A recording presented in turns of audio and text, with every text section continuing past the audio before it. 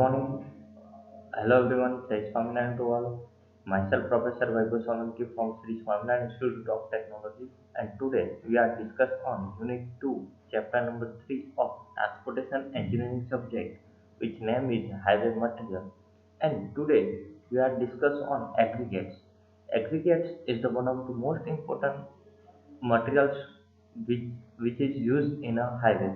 So let's start the lecture number 13, aggregates.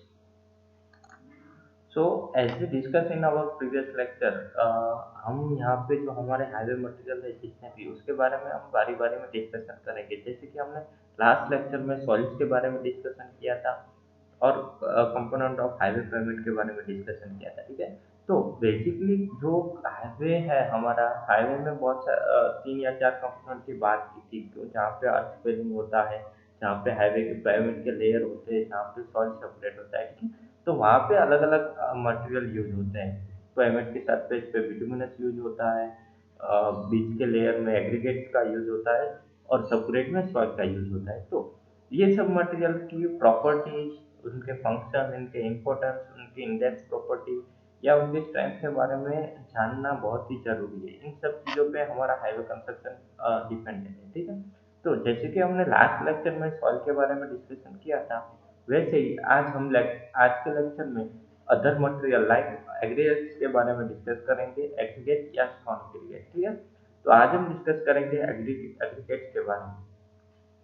सो जैसे कि payment material में डिस्कशन स्टार्ट करते हैं एग्रीगेट्स के साथ। तो एग्रीगेट क्या है कि aggregate is a collective term of mineral material such as sand, gravel and crushed stone that are used with a binding medium such as water, bitumen, Portland cement and lime। कि basically जो naturally available material है, ठीक है, जो mineral और materials है, ठीक है, उनके साथ साथ एग्रीगेट अलग अलग साइज में है। ठीक है, जहाँ से सैंड, ग्रावेल और क्रस्ट स्टोन हमको मिलता है उस मटेरियल के साथ। बेसिकली क्या होता है कि उसका यूज हम बिटुमिनस पेमेंट में करते हैं बेसिकली। तो वो कुछ और मटेरियल के साथ हम मिक्स करके उसका बाइंडिंग करके हम उसका यूज करते हैं। ठीक है, तो वो जो बाइंडिंग मीडियम है just like water, bitumen, Portland cement and lime, इन सब चीजों के साथ साथ हम एग्रीगेट का यूज करते हैं बहुत सारी जगह पे। ठीक है, एग्रीगेट बहुत ही बेसिक मटेरियल है सिविल इंजीनियरिंग के लिए, जिसका हम कंक्रीट टेक्नोलॉजी में बहुत सारा यूज करते हैं। जियोटेक्निकल इंजीनियरिंग में उसके बारे में हम स्टडी किया है और टोटली उसमें भी हमने बहुत सारे टेस्ट लिखे हैं एग्रीगेट के बारे में। ठीक है, सो यहाँ पे बात करें कि aggregate by volume, aggregate generally account for 92 to 96% of the bituminous concrete and 70 to 80% of the Portland cement aggregate। और aggregate is also used for base and surface works of both flexible and rigid pavement। Aggregate can either be a natural or manufactured। Basically क्या होता है कि हम सबको पता है कि जो बेसिक मटेरियल है वो हमको एग्रीगेट्स का वो नेचुरली मिलने वाला है। ठीक है, वहाँ से हम एग्रीगेट जो लार्जर साइज होता है, फोर्थ साइज में होते हैं, उसको हम मैन्युफैक्चर करते हैं। तो aggregate can either be natural और मैन्युफैक्चर, तो उसको हम मैन्युफैक्चर करके अलग अलग साइज में यूज करते हैं। हम सबको पता है कि जो मैक्सिमम कंस्ट्रक्शन में हम कंक्रीट टेक्नोलॉजी में यूज करते हैं और वो है जो फ्लेक्सिबल कंक्रीट में यूज करते हैं, वो एग्रीगेट की साइज 20 mm की होती है। ठीक, तो उसकी साइज के हिसाब से, अलग अलग साइज के हिसाब से और अलग अलग यूज के हिसाब से हम एग्रीगेट को एक शेप देते हैं और साइज देते हैं। तो यहाँ पे हम देख सकते हैं एग्रीगेट अलग अलग साइज ऑफ एग्रीगेट और स्टोन एग्रीगेट का बेसिकली हम यूज करेंगे। जो अभी हम हाईवे इंजीनियरिंग की बात करेंगे, तो जो हाईवे पेमेंट है, फ्लेक्सिबल पेमेंट है या रिजिड पेमेंट है, ठीक है, तो उन सब में जो एग्रीगेट यूज होने वाला है उसके बारे में हम डिस्कस करेंगे।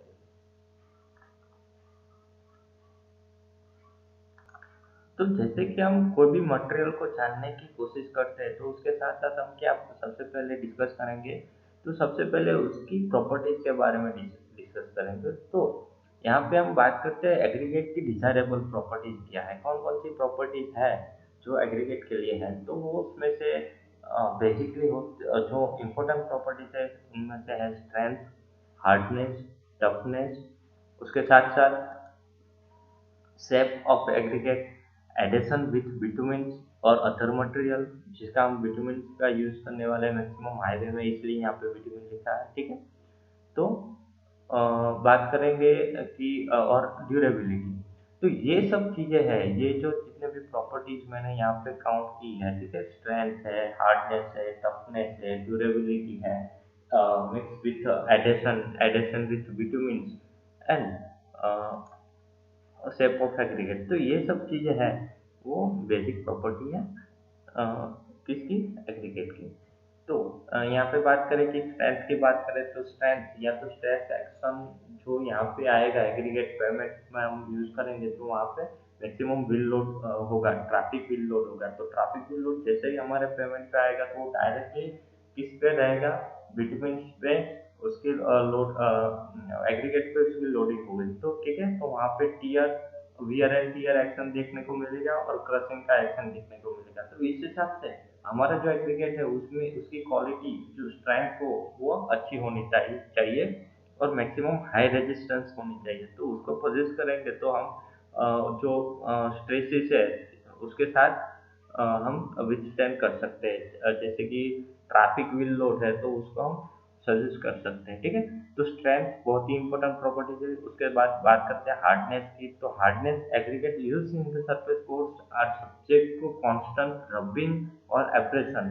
हम सबको पता है कि ड्यू टू मूविंग ट्रैफिक है, तो उसके साथ साथ जो हमारा एग्रीगेट है प्राइवेट में के अंदर, वो एब्रेशन भी होगा और रबिंग भी होगा। ठीक है, तो उन दोनों को रेजिस्ट करने के लिए उसकी जो प्रॉपर्टी है हार्डनेस, उसमें हमारा एग्रीगेट उतना हार्ड होना चाहिए तो इन चीजों को भी रेजिस्ट कर सके। थर्ड वन है टफनेस।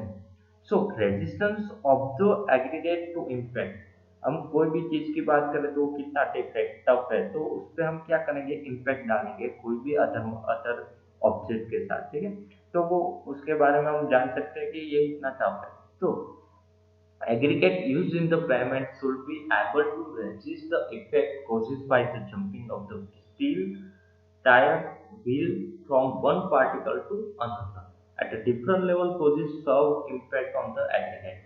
So इस हिसाब से हम टफनेस का यूज करेंगे। ठीक है, सो मेजर प्रॉपर्टी है स्ट्रेंथ, हार्डनेस और टफ, कि हमारा जो एग्रीगेट है वो फ्लेक्सिबल पेमेंट हो या रिजिड पेमेंट हो, दोनों में यूज करने के लिए उसमें प्रॉपर स्ट्रेंथ होनी चाहिए, हार्डनेस होनी चाहिए और टफनेस भी बहुत ही जरूरी है। बात करें तो शेप ऑफ एग्रीगेट। शेप हमको सबको पता है कि बेसिकली क्या है कि एग्रीगेट कहीं कई बार उसका मैन्युफैक्चरिंग होता है तो उसके साथ साथ कहीं एग्रीगेट है वो पूरे राउंड शेप में होते हैं, या तो कोई एग्रीगेट क्यूबिकल होता है, कोई एंगुलर होता है, कोई फ्लैकी होता है, तो कोई हद से ज्यादा इलोंगेटेड होता है। ठीक है, तो फ्लैकी एग्रीगेट और इलोंगेटेड एग्रीगेट क्या होता है कि वो इजीली टूट जाते हैं, और ऐसे इजीली टूट जाते हैं तो ऐसे शेप में अगर एग्रीगेट है तो उसकी क्वालिटी हम अच्छी नहीं बोलेंगे। ठीक है, तो उसके साथ साथ हम को देखना पड़ेगा कि शेप ऑफ एग्रीगेट है वो भी हमारे स्टैंडर्ड के हिसाब से अच्छे होने चाहिए, कि हम ये कोई स्टैंडर्ड ले एग्रीगेट का शेप और एग्रीगेट की साइज इतनी होनी चाहिए, जैसे कि हम 20 mm साइज ऑफ एग्रीगेट को हम कंस्ट्रक्शन में यूज करते हैं, कंक्रीट में मैक्सिमम स्लैब है या कॉलम है या बीम है। ठीक है, तो इस हिसाब से हम उसके बारे में जब हम टेस्ट के बात करेंगे तब उसके बारे में डिस्कस करते हैं। दूसरी चीज है एडिशन विथ बिटुमेन। जो एग्रीगेट का यूज होने वाला है प्राइवेट में बेस कोर्सेज में या सब बेस लेयर में या बेस लेयर में, हमने जैसे पेमेंट के लेयर की बात की थी कि सबके नीचे सब ग्रेड है, सब ग्रेड के ऊपर सब बेस का लेयर है, सब बेस के ऊपर बेस कोर्स का लेयर है और बेस के ऊपर पेयरिंग कोर्स का लेयर। तो इन सब लेयर में हमारा पेमेंट का कंस्ट्रक्शन होता है हाईवे का। ठीक है, तो जो सब बेस और बेस में हम मैक्सिमम एग्रीगेट का यूज करते हैं। ठीक है, तो वो एग्रीगेट के साथ साथ अदर मटेरियल भी होते हैं, और वो अदर मटेरियल में बिटुमेन भी हो सकता है या तो सीमेंट भी हो सकता है और कोई मटेरियल भी हो सकता है। तो हमारा जो एग्रीगेट है उसका जो बाइंडिंग प्रॉपर्टी है, वो उसका एडिशन प्रॉपर्टी है, वो अच्छी होनी चाहिए कि वो अदर मटेरियल के साथ प्रॉपर मिक्स हो सके। ठीक है, तो वहाँ पे ओवर प्रेजेंस ऑफ वाटर किस हिसाब से रहता है, प्रेजेंस ऑफ अदर मटेरियल उसके वर्ड्स में किस हिसाब से रहता है, ये भी बहुत ही इंपॉर्टेंट है। लास्ट प्रॉपर्टीज की बात करें तो durability. The property of the aggregate to withstand adverse action of weather is called soundness. हम सबको पता है कि हमारा जो एग्रीगेट है, जैसे कि एग्रीगेट अलग अलग मिनरल से और पार्टिकल से बनता है पूरा, ठीक है, तो उसमें कहीं ना कहीं पे वर्ड्स रह जाती है। और ऐसे जो जिसकी क्वालिटी अच्छी नहीं है तो वो जल्दी से टूट जाते हैं, ठीक है। तो उसके हिसाब से हम उसकी साउंडनेस के हिसाब से हम फाइंड कर सकते हैं कि ये एग्रीगेट ड्यूरेबल है या नहीं है, ठीक है। तो उसके हिसाब से aggregate are subject to the physical and chemical action of the rain and bottom water and impurities therein that atmosphere, and it is desirable that road aggregate used in a construction should be sound enough to withstand the weathering action। हम सबको पता है कि बहुत सारी weathering action है, rainfall है या तो स्नोफॉल है, ठीक है, और अदर एक्शन जो एग्रीगेट या हाईवे पेमेंट पे होने वाली है ड्यूरिंग वेदरिंग सीजन, ठीक है। तो उसके हिसाब से वो विथस्टैंड रहना चाहिए, तो उसके हिसाब से उसकी ड्यूरेबिलिटी बहुत ही इंपॉर्टेंट है। तो यहाँ पे हमने थोड़ा डिस्कस किया desirable property of the aggregate.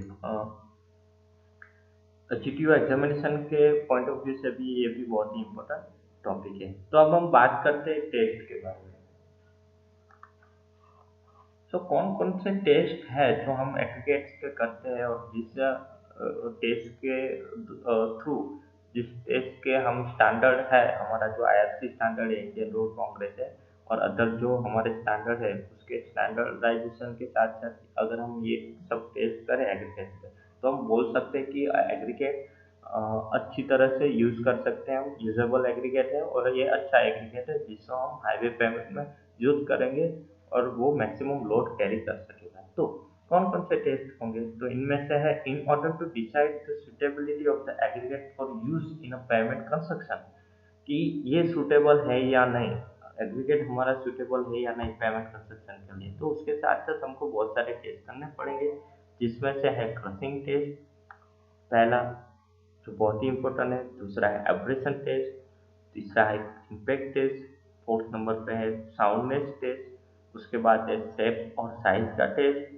उसके बाद हम बात करेंगे specific gravity and water absorption test, and last है बिटुमिनस एडेशन टेस्ट। तो ये सब टेस्ट है वो बहुत ही इम्पोर्टेंट है एग्रीगेट की सुटेबिलिटी को फाइंड करने के लिए, कि वो पेमेंट ऑफ कंस्ट्रक्शन, पेमेंट के कंस्ट्रक्शन में, हाईवे पेमेंट के कंस्ट्रक्शन के लिए यूजेबल है या नहीं, या तो सुटेबल है या नहीं, ठीक है। तो हम बारी बारी इन सब टेस्ट के बारे में आज हम डिस्कशन करेंगे। नॉर्मली हमारे जो लेक्चर है उससे ज़्यादा ये थोड़ा लेक्चर लेंथी हो सकता है, क्योंकि हम इन सब टेस्ट के बारे में डिस्कस करेंगे। एक बहुत ही इम्पोर्टेंट बात है कि जैसे कि प्रीवियस ईयर में जो हमारा सब्जेक्ट था वो हाईवे इंजीनियरिंग था, अभी सिलेबस चेंज होकर ट्रैफिक ट्रांसपोर्टेशन इंजीनियरिंग हो गए, ठीक है। तो इसमें जो हाईवे ट्रांसपोर्ट का पोर्शन है वो इतना डीपली हमको स्टडी नहीं करना है, ठीक है।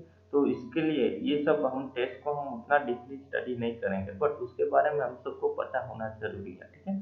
क्योंकि उसके हिसाब से अगर हम डीपली यहाँ पे स्टडी करेंगे तो ये जो सब्जेक्ट है वो बहुत ही लेंथी हो जाएगा, ठीक है। तो यहाँ पे हम बात करेंगे इन सब की टेस्ट, बट उसके लिए हम सबको इस सब टेस्ट का प्रॉपर नॉलेज है ना बहुत ही जरूरी है। इसके लिए हम आज इन सब टेस्ट के बारे में बहुत ही डीपली डिस्कस करने जा रहे हैं, ठीक है।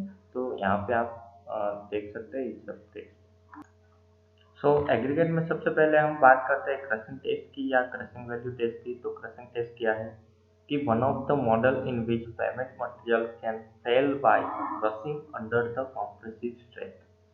A test is standardized by the IS 2386 Part IV and used to determine the crushing strength of aggregate. The aggregate crushing value provides a relative measure of resistance to crushing under gradually applied crushing load. So, हमारा जो aggregate है उसकी हमको strength find करनी है। तो strength find करने के लिए जैसा कि हमने सॉइल की स्ट्रेंथ फाइंड करने के लिए सीबीआर टेस्ट किया था, ठीक है, तो वैसे भी हम एग्रीगेट के लिए सीबीआर टेस्ट करेंगे, बट यहाँ पे बहुत ही अप्रोप्रिएट टेस्ट रहेगा वो क्रशिंग टेस्ट रहेगा। अगर हमको एग्रीगेट की क्रशिंग वैल्यू टेस्ट क्रशिंग पता है कि एक एग्रीगेट वो यहाँ पे हम लोड अप्लाई करेंगे तो उसके साथ साथ हम उसका क्रशिंग वैल्यू मेजर कर सकते हैं। तो aggregate crushing value provide a relative measure of resistance to crushing under gradually applied crushing load, कि ऐसे ये जो इंस्ट्रूमेंट यहाँ पे दिखाई दिया है वो क्रशिंग टेस्ट का इंस्ट्रूमेंट है, ठीक है। तो यहाँ पे हम एक मोल्ड में एग्रीगेट भरेंगे, ठीक है, और उसमें हम ग्रेजुअली ग्रेजुअली अप्लाई करेंगे क्रशिंग लोड, ठीक है। तो उसके साथ हम जैसे हम अप्लाई करेंगे तो हम सबको पता कर सकेंगे कि ये क्रशिंग कंडीशन में कितना रेजिस्ट करता है, कर सकता है, और वो जो रेजिस्टेंस है उसको हम मेजर करेंगे तो वो जो रिलेटिव मेजर है उसके हिसाब से हम अलग अलग एग्रीगेट की वैल्यू फाइंड कर सकेंगे, तो वो एक वैल्यू है उसको हम क्रशिंग वैल्यू बोलेंगे। और यहाँ पे ये जो टेस्ट है जहाँ पे मैंने प्रोसीजर समझा है उसको हम क्रशिंग टेस्ट बोलेंगे, ठीक है। जो ISC standard part Indian standard है जो 2386 पार्ट नंबर 4 यहाँ पे ऑलरेडी दिया हुआ है। तो एग्रीगेट क्रशिंग टेस्ट के लिए कुछ इंपॉर्टेंट प्रोसीजर है यहाँ पे दी है, ठीक है।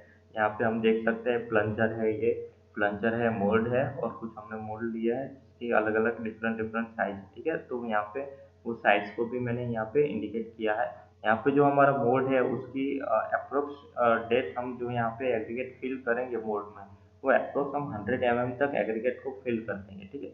वहाँ पे हम प्लंजर लगा देंगे उसके ऊपर और वहाँ पे ग्रेजुअली अप्लाई करेंगे लोड को। तो प्रोसीजर इस हिसाब से रहेगी, हमारा जो मोल्ड है उसकी साइज रहेगी 125 टू 140 mm, ठीक है। तो इतनी साइज का हम एक मोल्ड लेंगे जिस पे हम यहाँ पे इस मोल्ड में एग्रीगेट को फिल कर देंगे। उसके बाद हम इसको को यहाँ पे प्लंजर ऐड रख देंगे और प्लंजर को हम यहाँ पे ग्रेजुअली लोड अप्लाई करेंगे। तो जैसे ही लोड यहाँ पे ग्रेजुअली अप्लाई होगा तो यहाँ पे हम रिलेटिव मेजर्स फाइंड कर सकते हैं उसके रेजिस्टेंस के, ठीक है। तो बेसिकली हम सबको पता है कि हम उसका पेमेंट में यूज करने वाले हैं, तो फ्लेक्सिबल पेमेंट और रिजिड पेमेंट की अलग अलग जो सुटेबिलिटी है उसके साथ साथ एग्रीगेट की क्रशिंग वैल्यू कितनी होनी चाहिए इंडियन स्टैंडर्ड के साइज, ठीक है। तो अगर फ्लेक्सिबल पेमेंट सॉलिंग है तो उसके वैल्यू 15 होनी चाहिए। अगर वाटर बाउंड मैकेडेम बनाया है, ठीक है, ये मैकेडेम का है, ये क्या है ये हम उसके पेमेंट का सेक्शन में ऑलरेडी हम डिस्कस करेंगे इसके बारे में। अभी समझ लो कि one type of road payment है। बिटुमिनस का मैकेडम है तो उसकी वैल्यू 14 होनी चाहिए। बिटुमिनस सरफेसिंग है ट्रेसिंग के साथ प्रीमिक्स कारपेट के साथ तो उसकी वैल्यू 13 होनी चाहिए। डेंस मिक्स कारपेट है तो उसकी वैल्यू 30 होगी। तो ये सब वैल्यूज हैं रिजिड पेमेंट और फ्लेक्सिबल पेमेंट की क्रशिंग वैल्यू है एग्रीगेट की। सो ये जो इम्पैक्ट टेस्ट है या तो क्रशिंग वैल्यू टेस्ट है उसके साथ साथ हम जो हमारी जो पहली प्रॉपर्टी है डिजायरेबल प्रॉपर्टी स्ट्रेंथ, उसकी स्ट्रेंथ को भी हम डिफाइन कर सकते हैं और उसकी वैल्यू भी हम इसके साथ साथ फाइंड कर सकते हैं। अब बात करते हैं एब्रेशन टेस्ट की। सेकंड टेस्ट है हमारा abrasion test. Abrasion test is carried out to test hardness property. Basically जो हमारी डिजायरेबल प्रॉपर्टी है हार्डनेस उसको फाइंड करने के लिए या तो उसके लिए हम ये टेस्ट करेंगे कि एग्रीगेट कितना हार्ड है, ठीक है। तो उसके लिए जो हम टेस्ट है यहाँ पे दिया गया है वो टेस्ट है abrasion test. And to decide the whether they are suitable for a different pavement construction work, और वो सुटेबल है या नहीं अलग अलग पेमेंट कंस्ट्रक्शन वर्क के लिए, ठीक है। तो लॉस एंजलिस एब्रेशन टेस्ट जिसे हम बोलते हैं, जो एब्रेशन टेस्ट है उसको हम लॉस एंजलिस एब्रेशन टेस्ट बोलते हैं। और this test is a preferred one for carrying out the hardness property and has been standardized in Indian standard part number 4 2386। The principle of Loss abrasion test is to find the percentage wear due to relative rubbing action between the aggregate and steel board used in a abrasive charge। तो basically क्या है कि हम उसकी procedure देख लेते हैं कि ये जो इंस्ट्रूमेंट है वो लॉस एंजलिस एब्रेशन इंस्ट्रूमेंट है, ठीक है। तो यहाँ पे जो ये जो ड्रम है उस ड्रम में ऑलरेडी स्टील बॉल्स प्रोवाइड है। वो जो स्टील बॉल्स है उसमें हम हमारा जो एग्रीगेट है वो मैन्युफैक्चर एग्रीगेट को यहाँ पे डालेंगे, ठीक है। उसके साथ साथ कुछ आरपीएम साइज और उसके साथ साथ हम उसको रिवॉल्व करेंगे। जैसे ही हम सबको पहला पता है कि जैसे ही उसके साथ रिवॉल्व होगी तो उसके साथ साथ हम क्या फाइंड कर सकते हैं कि उसके साथ साथ वो स्टील बॉल्स भी रबिंग हो गए तो उसके साथ साथ बियरिंग एक्शन प्रोवाइड होगा। और बियरिंग एक्शन है जो है उसके साथ जो बॉल्स के साथ जो एब्रेसिव चार्ज आएगा अलग अलग चार्ज, तो वो चार्ज के थ्रू हम उसको मेजर करेंगे, ठीक है। तो यहाँ पे जितना भी एग्रीगेट पे वीएल लगेगा या तो रबिंग वीएल लगेगा, उसके साथ साथ हम उसका एब्रेशन फाइंड कर सकते हैं, तो जिसको हम एब्रेशन बोलते हैं, ठीक है। तो उसके साथ साथ हम एब्रेशन फाइंड कर सकते हैं। तो यहाँ पे कुछ स्कीमेटिक डायग्राम मैंने यहाँ पे बताया है, ठीक है। तो उसके ड्रम की साइज है वो बेसिकली 700 में होगी, 500 में ये वैल्यू होगी, ठीक है। यहाँ पे कलेक्टिंग वैल्यूज है कुछ, ठीक है। और यहाँ पे जो स्टील सिलेंडर है, एक्सिस है, रोटेशन है और एब्रेसिव चार्ज एंड एग्रीगेट के लिए यहाँ पे कुछ दिया गया है, स्टील बॉल्स है, ठीक है। और इन दोनों तरफ सपोर्ट है, तो इनसाइड और आउटपुट डायमीटर के साथ हमने यहाँ पे डायमीटर दिया। सो ये डायग्राम तो आप एब्रेशन टेस्ट का जो इक्विपमेंट है उसको देख सकते हैं। अब बात करते हैं नेक्स्ट टेस्ट के लिए, वो है इम्पैक्ट टेस्ट। इम्पैक्ट टेस्ट जैसे कि हमने क्रशिंग टेस्ट है, वही इक्विपमेंट को यूज करके हम इम्पैक्ट टेस्ट फाइंड कर सकते हैं। उसके लिए एक अलग भी इक्विपमेंट है जिसके थ्रू इम्पैक्ट फाइंड कर सकते हैं। तो इम्पैक्ट टेस्ट बेसिकली क्या है कि जो हमारा एग्रीगेट है उसको हम एक मोल्ड में रखेंगे और उसमें हम जैसे कि क्रशिंग वैल्यू में थ्रू इंस्ट्रूमेंट हम अप्लाइड ग्रेजुअली लोड अप्लाई करेंगे। यहाँ पे क्या है कि विथ स्टॉक हम कुछ परसेंटेज एग्रीगेट को मोल्ड में भर देंगे और उसमें हम इम्पैक्ट डालेंगे अलग अलग रजिस्ट्रेशन के। तो यहाँ पे क्या होगा कि the aggregate impact test is basically carried out to evaluate the resistant impact of aggregate. हम सबको पता है कि हमारी जो प्रॉपर्टी उन कहीं ना कहीं उन सब प्रॉपर्टी को फाइंड करने के लिए ये टेस्ट कर रहा है, ठीक है। तो aggregate to be used for a bearing course, the impact value shouldn't exceed 30%. For bituminous macadams, the maximum permissible value is 35%. So, for a weather-bound macadam race course, the maximum permissible value defined as per IRC is 14%. तो ये जो 40% value है, जो maximum permissible value है water bound macadam, तो हमको maximum payment दिखाई दे रहे हैं तो उसके लिए, ठीक है। तो ये 30, 35 और 40% वैल्यू है एक क्रिकेट की इम्पैक्ट वैल्यू है। तो उसके थ्रू हम इम्पैक्ट टेस्ट भी कर सकते हैं और जिसके साथ साथ हम एग्रीगेट की हार्डनेस फाइंड कर सकते हैं, ठीक है। तो इस हिसाब से स्ट्रेंथ, टफनेस और हार्डनेस, यहाँ पे हम इम्पैक्ट के साथ स्ट्रेंथ और टफनेस भी फाइंड कर सकते हैं, ठीक है। तो ये तीनों प्रॉपर्टी को हम, ये तीनों जो आज हमने डिस्कस किया तीनों टेस्ट के लिए, तो उसके साथ साथ हम डिस्कस फाइंड कर सकते हैं ये तीनों प्रॉपर्टी। अब बात करें साउंडनेस टेस्ट की, तो साउंडनेस टेस्ट बेसिकली क्या है कि soundness test is intended to the study resistance of aggregate to weathering action by conducting accelerated weathering test cycle। हम सबको पता है कि हमारा जो वियरिंग कोर्स है, सरफेस कोर्स है, तो वो ओपन होगा, बेसिकली ओपन होगा वेदरिंग एक्शन के लिए, ठीक है। तो जहाँ पे अपर वेदरिंग एक्शन के लिए ओपन है तो वहाँ पे रेनफॉल होगा अलग अलग इंटेंसिटी में, अलग अलग इंटेंसिटी में स्नोफॉल होगा, तो वहाँ पे टेम्परेचर इफेक्ट भी होगी और फ्रीजिंग इफेक्ट भी होगी। तो यहाँ पे क्या होगा कि हमारा जो एग्रीगेट का पोरस है, porous aggregate is subjected to freezing and thawing are likely to disintegrated prematurely। तो अगर वो प्रीमेचुरली और डिसइंटीग्रेट के साथ बिल्ड हुआ है तो वो बेसिकली जल्दी से टूट जाएगा, ठीक है। तो उसके लिए हमको पता होना चाहिए कि उसका साउंडनेस, और साउंडनेस उसकी जो साउंडनेस इम्पैक्ट है, ठीक है। तो वो हम सुन के या उसको देख के हम बता सकते हैं कि नहीं ये इसकी इम्पैक्ट ये है साउंडनेस, तो उसके हिसाब से उसकी ड्यूरेबिलिटी इतनी होगी। अगर हमारा साउंडनेस ज़्यादा है तो उस हिसाब से हमारी जो प्रॉपर्टी है एग्रीगेट की उसकी ड्यूरेबिलिटी ज़्यादा होगी, और ज़्यादा ड्यूरेबिलिटी होगी तो हम इसको यूजुअली सुटेबल कह सकते हैं पेमेंट कंस्ट्रक्शन के लिए। सो ascertains to ascertain the durability of such aggregate, they are subject to an accelerated soundness and test is specified in 2386 Indian Standard Code part number 5, ठीक है। तो यहाँ पे जो लास्ट हमने जो डिस्कस की वो सब टेस्ट है पार्ट नंबर 4 में। तो यहाँ पे जो इंडियन स्टैंडर्ड कोड है 2386 पार्ट नंबर 5, यहाँ पे हमको साउंडनेस टेस्ट दिया गया है। तो ये सब कुछ बेसिक इक्विप्ड है जो जिसको हम यूज़ करेंगे साउंडनेस टेस्ट में, जिसमें ये बकेट है, कुछ पिपेट का यूज़ करेंगे, तो उसके थ्रू हम साउंडनेस टेस्ट कर सकते हैं। उसके बाद बात करते हैं shape and size size test की। तो ये जो साइज एंड शेप टेस्ट है वो बेसिकली पार्टिकल साइज टेस्ट है। हमने ऑलरेडी किया हुआ है। Particle size of the aggregate mass is determined by the percentage of flaky and elongated particle. हम सबको पता है कि कितने पार्टिकल फ्लैकी है और कितने पार्टिकल्स इलोंगेटेड है। फ्लैकी मीन्स कि उसका शेप है वो अनइवन हो रहेगा, ठीक है, प्रॉपरली। और यहाँ पे इलोंगेटेड मीन्स कि उसकी जो विड्थ और लेंथ है, तो उसमें जो उसकी लेंथ है वो ज़्यादा रहेगी विड्थ के मामले में, ठीक है। तो ये इलोंगेटेड जो पार्टिकल है वो ज़्यादा थिक हो गए, थिन हो गए, ठीक है। तो aggregate which are flaky or elongated are determined to a higher workability and suitability of mix। अगर हमारा जो एग्रीगेट है वो प्रॉपरली साइज और टाइप शेप में है तो उसकी जो वर्केबिलिटी होगी और सुटेबिलिटी होगी मिक्स होने के अदर मटेरियल के साथ वो ज़्यादा रहेगी, ठीक है।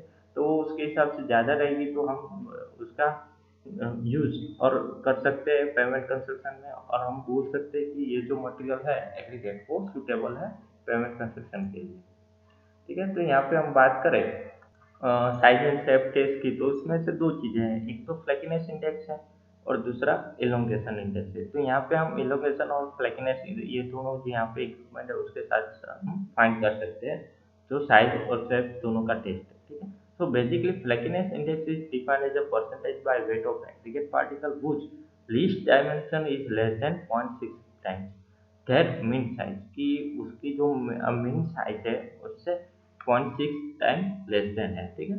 Then test procedure had been standardized in Indian standard 2386 part number 1। यहाँ पे ये सब इमेज देख के आपको आइडिया आ जाएगा कि ये अलग अलग साइज के एग्रीगेट है, ठीक है। तो यहाँ पे ये जो एग्रीगेट है, ये जो एग्रीगेट है वो प्रॉपरली शेप में है, ठीक। तो यहाँ पे जो ये वाला एग्रीगेट है वो इनोवेटेड है, तो ये वाला एग्रीगेट है वो फ्लैकी है, ठीक है। तो इन सब हम बोल सकते हैं कि यहाँ पे डिफरेंट डिफरेंट साइज के एग्रीगेट यहाँ पे रखा है, ठीक है। तो यहाँ पे जब जो डायमेंशन है, यहाँ पे जो हमारा जो इंस्ट्रूमेंट इक्विप है उसको यूज करेंगे, ये जो प्लेट को यूज करेंगे, ठीक है।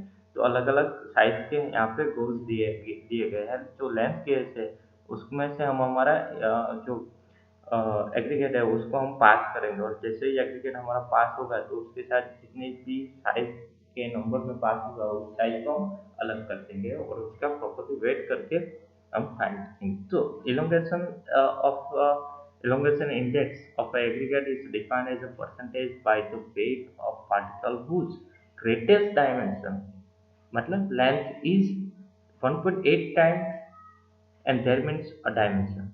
This is test applicable to aggregate larger than 6.3 metre. जैसे कि हमने फ्लैटनेस में बात की थी कि अगर 6 मीटर से 6 mm से लेस देन है, ठीक है, तो उसके साथ हम उसको एप्लीकेबल रखेंगे। यहाँ पे जो एप्लीकेबल एग्रीगेट की साइज है वो 6.3 mm है, उससे लार्जर देन होगा तो उसको हम इसमें यूज करेंगे। अगर इससे कम साइज का एग्रीगेट है तो उसके साथ हम उसका यहाँ पे टेस्ट नहीं करेंगे, ये उसके लिए अप्रोप्रिएट नहीं है। So this test is also specified in Indian standard 2386 part 1। Next test के बारे में बात करते हैं, specific gravity and water absorption. तो बेसिकली स्पेसिफिक ग्रेविटी और वाटर अब्सॉर्प्शन के लिए एक दो इंस्ट्रूमेंट है जिसमें पिक्नोमीटर बॉटल्स है, उसके साथ साथ यहाँ पे एक और इंस्ट्रूमेंट दिया गया है, उसके साथ भी हम स्पेसिफिक ग्रेविटी और वाटर अब्सॉर्प्शन फाइंड कर सकते हैं, तो जिसमें बकेट और बैलेंस का यूज करेंगे, ठीक है। तो यहाँ पे specific gravity and water absorption of the aggregate are important properties that are required for the design of the concrete and bituminous mix. कोई भी बिटुमिनस मिक्स है या कंक्रीट की डिजाइन करेंगे तो उसके लिए वो एक्सेप्ट है, स्पेसिफिक ग्रेविटी भी प्रॉपर होनी चाहिए, वाटर एब्सॉर्प्शन भी ठीक होना चाहिए। तो यहाँ पे जो एपर्टस है उसके कुछ एपर्टस दिए गए हैं जिसमें है ओवन है, बैलेंस है जिसका हम यूज करेंगे, ओवन का यूज करेंगे, और वायर मेश बास्केट है नॉट लार्जर देन 6.5 mm, ठीक है। जिसकी जो वायर की साइज है वो 6.5 mm से लार्जर नहीं होना चाहिए, और जो कंटेनर इन विच बास्केट में भी फ्रीली सस्पेंडेड है, और टू सॉफ्ट एब्सॉर्प्शन क्लॉथ को हम यूज करेंगे इसके लिए, ठीक है। तो ये स्पेसिफिक ग्रेविटी और वाटर एब्सॉर्प्शन के लिए हो गया। तो जैसे कि जितने भी हमने आगे जो टेस्ट की डिस्कशन किया, आज जो हमने टेस्ट का डिस्कशन किया वो सब एग्रीगेट के टेस्ट हैं, और एग्रीगेट पहले हमने प्रॉपर्टीज के बारे में डिस्कशन किया, उसके बाद हमने टेस्ट के बारे में डिस्कशन किया है। तो हम सबको पता है कि जिस जिस हिसाब से प्रॉपर्टी है उसके हिसाब से टेस्ट है, और वो जो टेस्ट है वो हमको कहीं ना कहीं इंडियन स्टैंडर्ड कोड जो टेस्ट मेथड है वो इंडियन स्टैंडर्ड कोड के अलग अलग पार्ट में दी गई है, ठीक है। तो यहाँ पे मैं एक टेबल बना के मैं आपको समझा दूंगा, समझा रहा हूँ कि कौन सा टेस्ट है, कौन सी प्रॉपर्टी है और कहाँ पे मिलेगा एज पर इंडियन स्टैंडर्ड। और इसका अगर हम प्रॉपरली देख ले या उसको हम प्रॉपरली समझ ले तो हम सबको पता चल जाएगा कि कौन सा टेस्ट किसके लिए है, ठीक है। तो पहली बात करें क्रशिंग स्ट्रेंथ की, तो हमारी पहली प्रॉपर्टी थी डिजायरेबल प्रॉपर्टी एग्रीगेट की, वो है स्ट्रेंथ। स्ट्रेंथ का जो टेस्ट है वो है क्रशिंग टेस्ट, ठीक है। इम्पैक्ट टेस्ट पीक स्ट्रेंथ के लिए है। तो ये जो क्रशिंग वैल्यू टेस्ट है वो इंडियन स्टैंडर्ड 2386 पार्ट नंबर 4 1963 में दिया गया है। सेकंड प्रॉपर्टी है हार्डनेस। हार्डनेस के लिए हम क्या फाइंड करेंगे, लॉस एंजलिस एब्रेशन फाइंड करेंगे। हार्डनेस वो डायरेक्टली एब्रेशन के साथ कनेक्टेड है, तो जहाँ पे हम अगर वियर और टियर का हमको पता चल जाएगा तो ये जो लॉस एंजलिस एब्रेशन टेस्ट है उसके थ्रू हम हार्डनेस फाइंड कर सकेंगे, ठीक है।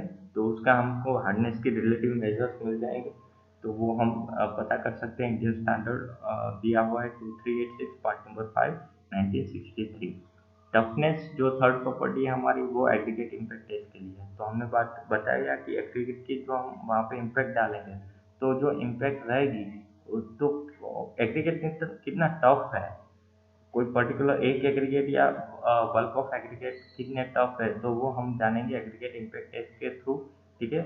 जो हमको दिया गया है 2386 पार्ट नंबर 4 1963 में। ड्यूरेबिलिटी ड्यूरेबिलिटी के लिए जो टेस्ट है एग्रीगेट का वो है साउंडनेस टेस्ट, और एक्सेलरेटेड ड्यूरेबिलिटी टेस्ट भी बोल सकते हैं, जिसे हमने डिस्कस किया part number 2386 part number 5 sorry Indian standard 2386 part number 5 1963 में दिया है। सेफ फैक्टर या साइज एंड सेफ टेस्ट है, जो सेफ फैक्टर हमको पता करना है तो उसके लिए सेफ टेस्ट है। सेफ टेस्ट भी पार्ट 1 में दिया गया है सेम कोर्स के अंदर। स्पेसिफिक ग्रेविटी और प्रॉस्पेरिटी और वाटर अब्सॉर्प्शन के लिए स्पेसिफिक ग्रेविटी टेस्ट और वाटर एब्सॉर्प्शन टेस्ट है, जो हमने आज पिछली स्लाइड में डिस्कशन किया, वो भी सिमिलर पार्ट में सिमिलर इंडियन स्टैंडर्ड में पार्ट नंबर 3 में दिया गया है। और बात करें एडिशन टू विटामिन को, उसके लिए स्ट्रिपिंग वैल्यू एग्रीगेट है, जो ये हमारे सिलेबस में नहीं है बट ये भी इम्पोर्टेंट है। तो ये सब टेस्ट के हिसाब से जो प्रॉपर्टीज के हिसाब से है तो उसको भी हम ये सब इंडियन स्टैंडर्ड कोड में देख सकते हैं। तो इसका एक बार आप रिवाइज कर लेना तो आपको सब टेस्ट के बारे में और सब प्रॉपर्टीज के बारे में पता चल जाएगा। इन सब टेस्ट के मैं आपको सीक्वेंस में लिंक दूंगा, और वो यूट्यूब लिंक के साथ साथ और कुछ वीडियोस भी दूंगा, उसको देख के आपको पता चल जाएगा कि किस हिसाब से प्रॉपर प्रोसीजर होता है। और यहाँ पे भी मैंने सब प्रोसीजर, सब इंडियन स्टैंडर्ड और सब वैल्यू जिसकी स्टैंडर्ड वैल्यू है तो मैंने आपको समझा दी है। अगर उस वैल्यू के साथ ये सब टेस्ट है और ये रिजल्ट हमको एग्रीगेट के लिए मिलता है तो वो एग्रीगेट है वो सूटेबल है किसके लिए, पेमेंट कंस्ट्रक्शन के लिए। तो जो हम हाईवे पेमेंट कंस्ट्रक्शन करने वाले हैं वो टोटली डिपेंडेंट है, जिसका एग्रीगेट हमारा एक मटेरियल है तो एग्रीगेट के टेस्ट पे टोटली डिपेंडेंट है, ठीक है। सो आज का लेक्चर यहाँ पे हम कंप्लीट करते हैं। Thank you so much.